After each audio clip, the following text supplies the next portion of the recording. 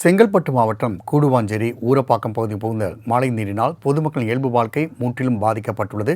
இது குறித்த கூடுதல் தகவலை எமது செய்தியாளர் துஷால் வழங்க கேட்கலாம். துஷால், மக்களின் அவதி, அதேபோன்று அங்கு என்னென்ன பணிகள் மேற்கொள்ளப்பட்டு வருகின்றன, கூடுதல் விவரங்களை பதிவு செய்யலாம்.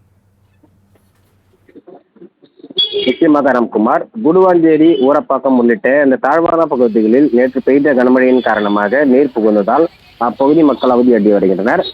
சென்னை மாவட்டங்கள் உள்ளிட்ட பகுதிகளில் நேற்று இரவு மாமல்லபுரம் புதுச்சேரி இடையே கரையை கடந்தது புயல். இதனால மழை படிப்படியாக குறைந்து வருகிறது. பெஞ்சல் புயலின் முனைப்பு பகுதி நேற்று மாலை கரையை கடக்க தொடங்கியது. இந்த நிலையில் நேற்று இரவு 11:30 மணியளவில் புயல் முழுமையாக கரையை கடந்தது என தெரிவிக்கப்பட்டுள்ளது. இந்த நிலையில செங்கல்பட்டு, காஞ்சிபுரம், சென்னை, விழுப்புரம், கள்ளக்குறிச்சி உள்ளிட்ட 7 மாவட்டங்களில் நேற்று கனமழையானது கொட்டி தீர்த்தது. கரையை கடந்தும் உடனடியாக ஆழ்ந்த காற்றழுத்த தாழ்வு மண்டலமாகி படிப்படியாக வலுவு குறையும் என்றும் சென்னை வானிலை ஆய்வு மையம் அறிவிப்பு ஒன்றை வெளியிட்டுள்ளது. இந்த நிலையில நேற்று இரவு முதலே பலத்த காற்று வீசுகிறது. இந்த நிலையில செங்கல்பட்டு மாவட்டத்தில் நேற்று பரவலாக பெய்த மழையின் காரணமாக செங்கல்பட்டு புறநகர் பகுதியில் மழை வெள்ளத்தால் ஒரு சில இடங்களில் மழைநீர் புகுந்துள்ளது. குறிப்பாக கூடுவாஞ்சேரி, ஊரப்பாக்கம் உள்ளிட்ட பகுதிகளில், அதே போல அந்த மகாலட்சுமி நகர், ஜெகதீசன் நகர் மற்றும் அமுதன் நகர் காலனி ஆகிய பகுதிகளில் சுமார் 5000த்திற்கும் மேற்பட்ட குடியிருப்பு பகுதிகள் உள்ளன.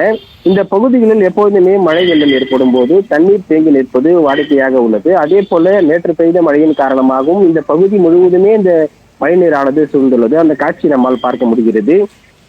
இதே போல இந்த கூடுவாஞ்சேரி நகி, மகாலட்சுமி நகர், ஜெகதீசன் நகர், அமுதன் காலனி ஆகிய பகுதிகளில் வெள்ளம் சூழ்ந்துள்ளதால் பொதுமக்கள் அத்தியாவசிய தேவைக்கு கூட வெளியே வர முடியாமல் ஒரு சூழலானது ஏற்பட்டுள்ளது.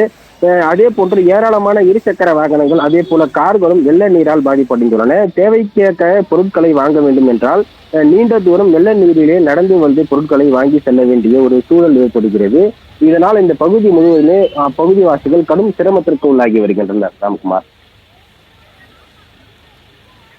துஷால், தற்பொழுது மாணவிகள் தங்களுடைய புத்தக பையோடு செல்வதையும், அதேபோன்று பொதுமக்கள் குழந்தைகளை வைத்துக்கொண்டு அங்கு வெளியே செல்வதை பார்க்க முடிகிறது. நிவாரண முகாம்களில் இவர்களுக்கான வசதிகள் ஏதும் செய்து தரப்பட்டுள்ளதா? இது குறித்தான விவரங்களை பதிவு செய்யலாம்.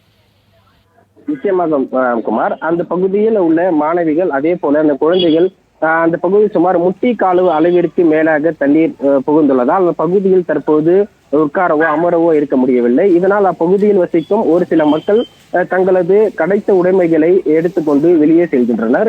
ஒரு சில மக்கள் கூடுவாஞ்சேரியில் முகாம்களில் தங்க வைக்கப்பட்டுள்ளனர். ஒரு சிலர் அவரவர உறவினர் வீடுகளிலோ அல்லது வேறு பகுதிகளிலோ சென்று தஞ்சமடைந்துள்ளனர்.